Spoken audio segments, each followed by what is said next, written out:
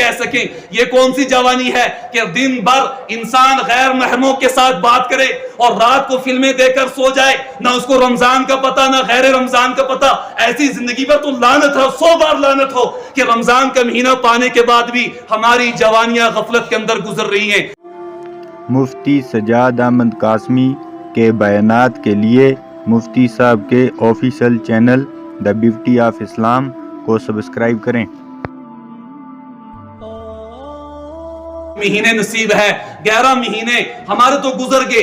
ایک مہینہ اللہ دے رہے ماہ رمضان کا، ماہ رمضان کا. اور رمضان کے معنی آتے رمضا یرمزو، اس کے معنی آتے جل جانا، ختم ہو جانا. یہ رمضان 11 مہینوں کے گناہوں کو جلا دیتا ہے، ختم کر دیتا ہے. اگر انسان سچے دل کے ساتھ اللہ کی طرف رجوع کر لے، اللہ کی طرف رجوع کر لے اور اللہ کے سامنے گڑ گڑا لے، وہ اللہ جو 100 ماہوں سے زیادہ محبت کرتا اپنے بندوں سے، وہ تو منتظر ہے کب میرا کوئی بھولا بھٹکا بندہ آ کر ایک مرتبہ کہہ دے یا اللہ معاف کر دے. اللہ خوش ہو کر آپ نے اس بندے کے ماضی کے تمام گناہوں پر قلم پھیر دیتے ہیں اور اس کو معاف کر دیتے ہیں، گویا کہ وہ اللہ کے ہاں پاک و صاف ہو جاتا ہے. اس لیے ماہ رمضان کا اشرہ چل رہا ہے، یہ رحمت کا اشرہ ہے، یہ رحمت کا اشرہ ہے. نہ جانے ہم میں سے کتنوں کو آئندہ یہ ماہ رمضان نصیب ہوگا یا نہیں ہوگا. اس لیے اس ماہ رمضان کی قدر کر لیں، اس ماہ رمضان کا ادب و احترام کر لیں. اس کی ایک ایک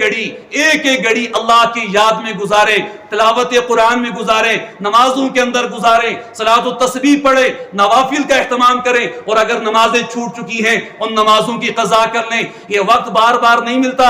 لا تزال قدم ابن آدم حتی یوصل عن 5. کل محشر کا میدان لگا ہوا ہوگا، یوم یقوم الناس لرب العالمین. سب اپنے رب کے حضور کھڑے ہوں گے، کوئی ایک قدم بھی آگے نہیں بڑھا سکتا جب تک 5 سوالات کے جواب نہ دے گا. 5 سوال محشر کے میدان میں ہوں گے، 3 سوال قبر میں ہوں گے. سب سے پہلا سوال ہوگا زندگی کہاں گزار کر آئے ہو.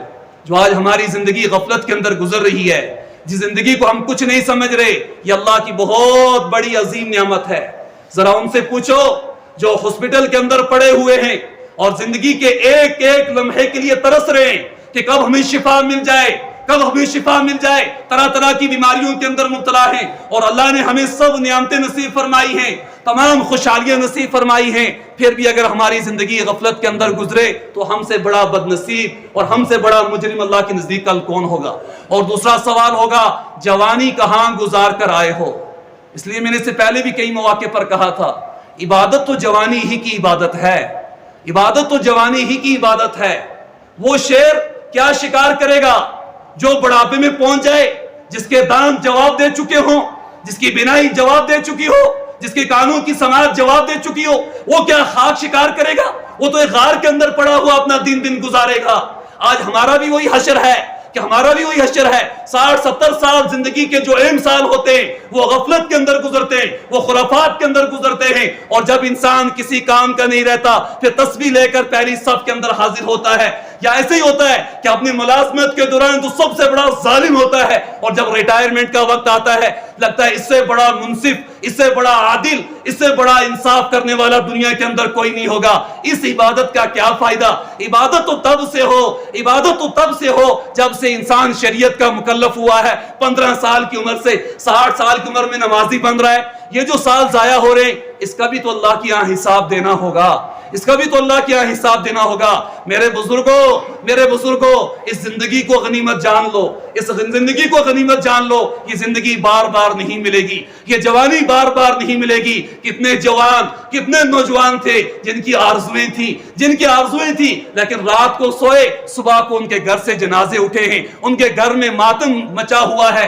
نہ جانے ہم میں سے آئندہ سال کس کو یہ دن نصیب ہوں گے یا نہیں ہوں گے. اس لیے خدا را اس رمضان کو غفلت کے اندر نہ گزاریں، اس جوانی کو غفلت کے اندر نہ گزاریں، اس جوانی کو گناہوں کے لت میں نہ گزاریں. پاک صاف جوانی گزاریں تاکہ اللہ کے حضور کل جواب دہی تو ہو سکے. اللہ کے حضور کل ہم جا کر کچھ تو کہہ سکیں. یہ کون سی جوانی ہے کہ دن بھر انسان غیر محرموں کے ساتھ بات کرے اور رات کو فلمیں دیکھ کر سو جائے، نہ اس کو رمضان کا پتہ نہ غیر رمضان کا پتہ.